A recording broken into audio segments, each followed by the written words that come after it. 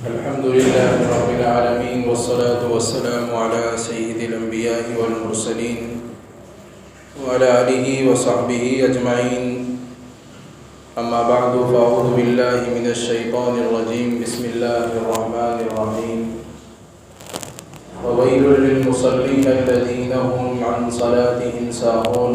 وقال الله تبارك وتعالى في موضع آخر: قد أفلح المؤمنون الذين هم في صلاتهم خاشعون والذين هم عن اللغو معرضون. صدق الله العظيم. وقال النبي صلى الله عليه وسلم: من ترك الصلاة فقد كفر. وقال النبي صلى الله عليه وسلم: قرة عيني في الصلاة، أو كما قال عليه الصلاة والتسليم. عزیز ساتھیو، بزرگو، رجب المرجب کی آخری تاریخیں چل رہی ہیں، اور اس مہینے کی آخری تاریخوں میں نبی اکرم صلی اللہ علیہ وسلم کو اللہ رب العزت نے اپنے پاس بلایا، جس کو ہم سفر معراج کے نام سے جانتے ہیں۔ یہ معراج کا سفر اللہ کے نبی علیہ السلام کو اس لیے کروایا گیا کہ کفار مشرکین کی طرف سے اور دشمنوں کی طرف سے نبی اکرم صلی اللہ علیہ وسلم کو بے انتہا تکلیفیں پہنچائی جا رہی تھی، اور حد تو اس وقت ہو گئی کہ اللہ کے نبی علیہ السلام مکہ کے لوگوں سے مایوس ہو کر طائف کے علاقے میں گئے، اور وہاں کے بڑے بڑے سرداروں نے، جن سے اللہ کے نبی علیہ السلام کو امید تھی کہ یہاں کے لوگ مانیں گے، لیکن وہاں کے لوگوں نے بھی اللہ کے نبی علیہ السلام کو تکلیفیں پہنچائی، اور وہاں کے نوجوان بچوں کو اللہ کے نبی صلی اللہ علیہ وسلم کے پیچھے لگا دیا،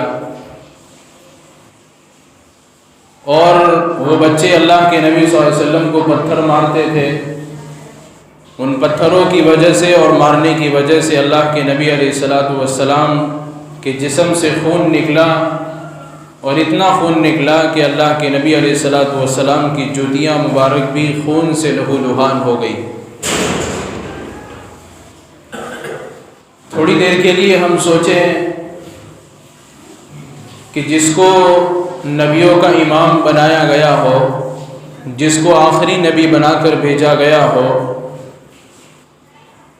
جو تمام نبیوں کے اندر اور انسانوں کے اندر سب سے افضل بتایا گیا ہو، اس کو اتنی تکلیفیں پہنچائی گئیں۔ اللہ رب العزت نے یہ چاہا کہ میرے محبوب بندے حضرت محمد مصطفیٰ صلی اللہ علیہ وسلم کو اپنے پاس بلاؤں، اور بلا کر ان کی جتنی بھی تکلیفیں ہیں اور مصیبتیں ہیں اس کے اوپر پانی پھیر کر ان کے دل کو تسلی دی جائے اس بات کی کہ اللہ رب العزت تمہارے ساتھ ہے۔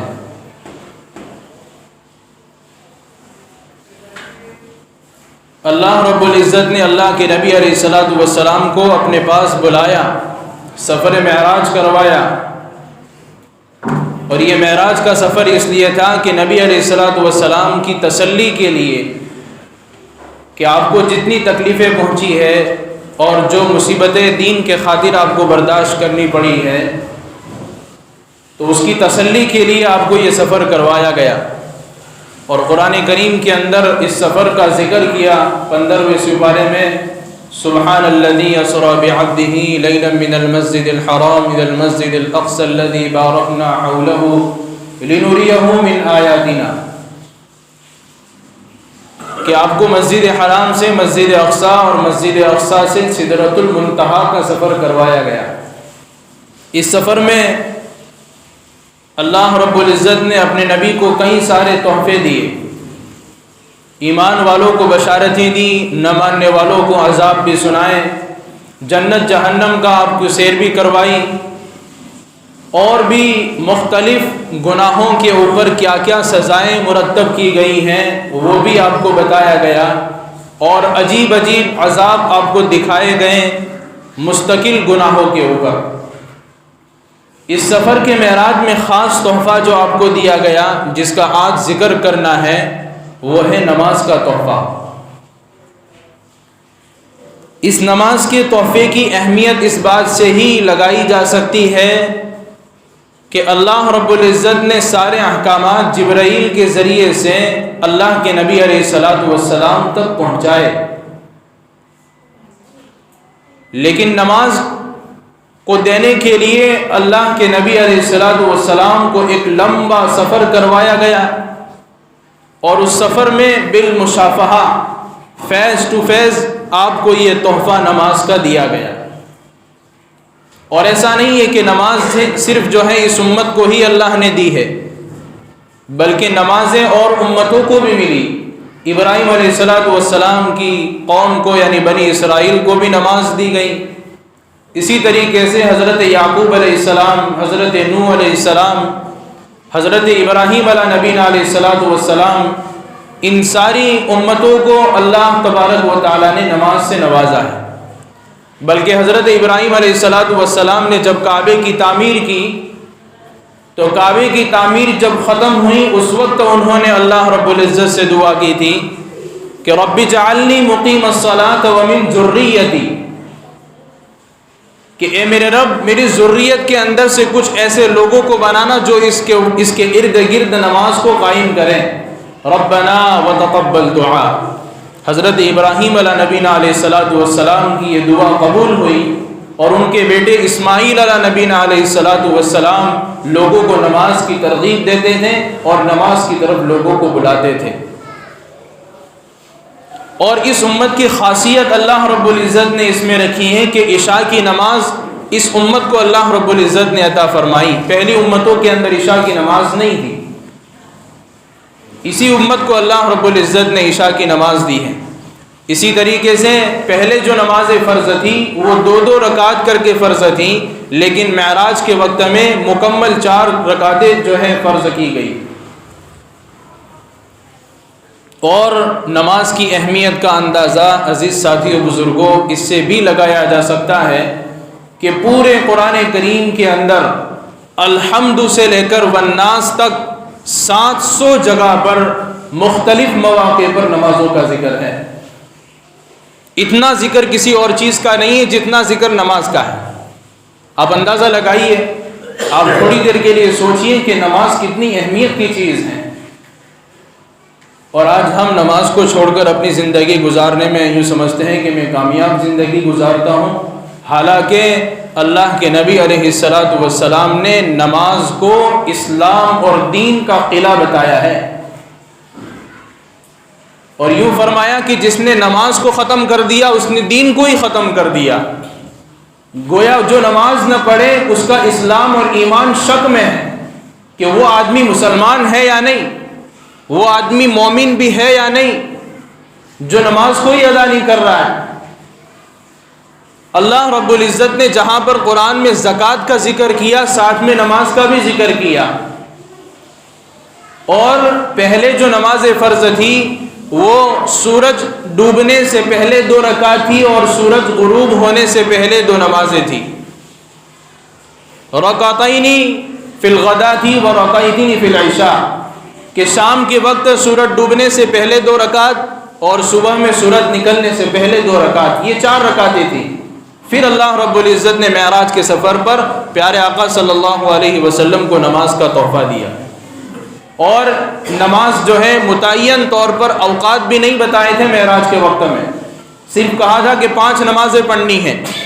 پھر اس کی دوسری صبح میں، دوسرے دن صبح کے وقت جبرائیل علیہ الصلوۃ والسلام اللہ کے نبی کے پاس آئے، اور فجر سے لے کر عشاء تک مکمل نمازیں اللہ کے نبی علیہ الصلوۃ والسلام کو پڑھ کر بتائی، اور آپ نے ادا فرمائی اور اپنے صحابہ کو بتایا۔ اور نماز کی اہمیت اس سے بھی لگائی جا سکتی ہے کہ نماز ایک خاص عبادت ہے، دوسری عبادتوں کی طرح نہیں ہے۔ کہ دوسری عبادتیں اللہ رب العزت نے کچھ پر فرض کی ہیں، کچھ پر نہیں کی ہے. جیسے حج جو ہے تمام لوگوں کے اوپر فرض نہیں، حج مالداروں کے اوپر فرض ہے، غریبوں پر حج فرض نہیں ہے. اسی طریقے سے زکوٰۃ اللہ کا حکم ہے، مالداروں کے اوپر ہے، غریب پر نہیں ہے. رمضان کا روزہ ان لوگوں کے اوپر ہے جو بالکل صحت مند ہیں اور جو بالکل کمزور ہیں، معذور ہیں اور جو ہے ضعیف ہیں، بیمار ہیں، ان کے اوپر نہیں ہے. ہاں لیکن اس کا یہ مطلب نہیں کہ تھوڑی سی بخار اور جو ہے پیر درد کے اور پیٹ درد کے اندر آدمی روزہ ہی چھوڑ دے جیسے ہمارے یہاں ہوتا ہے. معلوم کرنا چاہیے کہ بیماری کیسی ہے، پھر روزہ چھوڑنے کی اجازت ہے. اور نماز اللہ رب العزت کا ایسا حکم ہے کہ چاہے آدمی غریب ہو، مالدار ہو، آدمی سفر کے اوپر ہو یا اپنے گھر پر ہو یا بڑا سے بزنس مین یا چھوٹا سا غریب ہی کیوں نہ ہو، آدمی جیسا بھی ہو، لیکن ہر ایک مسلمان بالغ مرد اور عورت پر اللہ نے نماز کو فرض کر دیا. اور اس کے اندر بھی چھوٹ چھاٹ دی ہے، باقی احکام کی طرح چھوٹ چھاٹ نہیں ہے. نماز جیسے کہ حج ہے تو اس کو مکمل ادا کرنا ہے. جو حج ہے نا، آدمی اگر جدہ تک جانے کی جو ہے طاقت رکھتا ہے تو اس کا مطلب یہ نہیں کہ جدہ تک جا کر واپس آ گئے تو اس کا حج ہو گیا. روزہ ظہر تک رکھنے کی طاقت ہے، اس کا مطلب یہ کہ ظہر تک رکھ لیا تو روزہ ہو گیا، نہیں. روزہ تو صبح سے لے کر شام تک کا ہے. حج کے 5 دن وہاں جا کر ادا کرنے ہیں تو حج ادا ہوگا. زکوٰۃ آدمی تھوڑی سی دیکھ دیتا ادا ہو جائے گی، نہیں، مکمل ادا کرنی ہے. لیکن نماز کو جس حد تک آدمی ادا کر سکتا ہے کرے. کھڑے رہ کر نہیں پڑھ سکتا تو بیٹھ کر پڑھے، بیٹھ کر نہیں پڑھ سکتا تو لیٹ کر اشاروں کے ساتھ پڑھے. پانی کا استعمال نہیں کر سکتا ہے، ڈاکٹر نے منع کیا ہے یا پانی موجود ہی نہیں ہے تو تیمم کرنے کی اجازت ہے، لیکن نماز چھوڑنے کی اجازت نہیں ہے. نماز چھوڑنے کی اجازت نہیں ہے. اور آپ سوچیے اللہ کے نبی علیہ الصلوۃ والسلام کے زمانے میں کسی مسلمان تو درکنار، کسی منافق یعنی باہر سے مسلمان اور اندر سے کفر بھرا ہوا تھا، اس کو بھی ہمت نہیں ہوتی تھی کہ نماز چھوڑ دیں. کیسا نماز کا ماحول ہوگا. اللہ کے نبی علیہ الصلوۃ والسلام نے یہ کیوں فرمایا کہ جب بچہ 7 سال کا ہو تو اس کو نماز کا حکم کرو، اور 10 سال کا ہو جائے تو نماز نہ پڑھنے پر تھوڑی سی مار مارو، کیونکہ ابھی سے عادت اگر نماز کی پڑ گئی تو بڑا ہو کر نمازی بنے گا، اور عادت ابھی سے نہیں پاڑی تو ہمارے جیسے ہی رہے گا. اور ہماری گھر کی عورتوں کا بھی یہی حال ہے، ہماری گھر کی عورتوں کا بھی یہی حال ہے. تھوڑی سی بہانے کے اوپر نماز چھوڑ دی. بچے نے اگر جو ہے ہمارے کپڑے کے اوپر جو ہے طے کر دی، بولے اب نماز نہیں پڑھ سکتے، تھوڑا سا کپڑا ناپاک ہو گیا تو نماز نہیں پڑھ سکتے. عزیز ساتھیوں، بزرگوں، اگر ہم اللہ رب العزت کی مدد دیکھنا چاہتے ہیں اور یہ چاہتے ہیں کہ اللہ اس امت کی اور ایمان والوں کی مدد کریں، تو ہم سب نماز کے اوپر آ جاوے. ہم سب اللہ کے اس حکم کے اوپر آ جاوے جو آج ہم نے چھوڑ دیا ہے. ہم یہ سمجھتے ہیں کہ 2-3 نمازیں ادا کر لینے سے ہم کامیاب ہو جائیں گے، ہم مسلمان مانے جائیں گے. اللہ کے نبی علیہ الصلوۃ والسلام نے تو یہاں تک فرمایا کہ جس نے نماز کو ختم کر دیا اس نے دین کو ہی ختم کر دیا. آپ تھوڑی دیر کے لیے سوچیں کہ اس امت کا کیا حال ہے. نمازوں کے بارے میں کتنی سستی ہو رہی ہے، مردوں کی بھی اور عورتوں کی بھی. اور کون بچے کو حکم کرتا ہے 7 سال کی عمر میں کیا نماز پڑھ؟ 10 سال کی عمر میں کون اپنے بچے کو مارتا ہے نماز نہ پڑھنے پر؟ عزیز ساتھیوں، بزرگوں، اللہ کے ہاں کہیں پکڑ نہ ہو جائے، خطرناک. اور سوال سب سے پہلے اللہ کے نبی علیہ الصلوۃ والسلام نے خبر دی کہ قیامت کے دن سب سے پہلے نماز کے بارے میں پوچھو گی. نماز صحیح نکل آئی تو باقی سارے اعمال صحیح نکلیں گے، نماز اگر صحیح نہیں نکلی تو باقی سارے اعمال کے اندر گڑبڑی ہوگی. اور ہم نماز کو ہی چھوڑ رہے ہیں. اتنا بنیادی حکم ہے یہ، بلکہ توحید کے بعد، ایمان کے بعد اللہ نے نماز کا ذکر کیا ہے. اور 4 جو کھونے بتائے، 5 جو کھونے بتائے، اس میں سے ایک حکم نماز ہے. بلکہ نماز اللہ رب العزت نے اس لیے دی ہے کہ یہ بندگی کو ظاہر کرنے کا، اللہ کے بندے بننے کا اس میں مکمل اظہار ہوتا ہے کہ اللہ اکبر سے لے کر سلام تک اللہ کا ذکر ہے. جھکتا بھی ہے تو اللہ کے ساتھ، کھڑا ہوتا ہے تو اللہ کے نام کے ساتھ، اپنی پیشانی زمین پر رکھتا ہے تو اللہ کے نام کے ساتھ، کھڑا ہوتا ہے تو اللہ کے نام کے ساتھ. اور کیسا کھڑا ہے کہ ادب وال کر اللہ کے سامنے کھڑا ہے، اس کی آنکھیں جھکی ہوئی ہے، مجرم کی طرح اللہ کے دربار میں کھڑا ہے. یہ اللہ کا بندہ ہے، لیکن ہم جو ہے نماز کو چھوڑے ہوئے. اللہ رب العزت سے دعا ہے کہ اللہ رب العزت ہم سب کو 5 وقت کی نماز اہتمام کے ساتھ پڑھنے کی توفیق عطا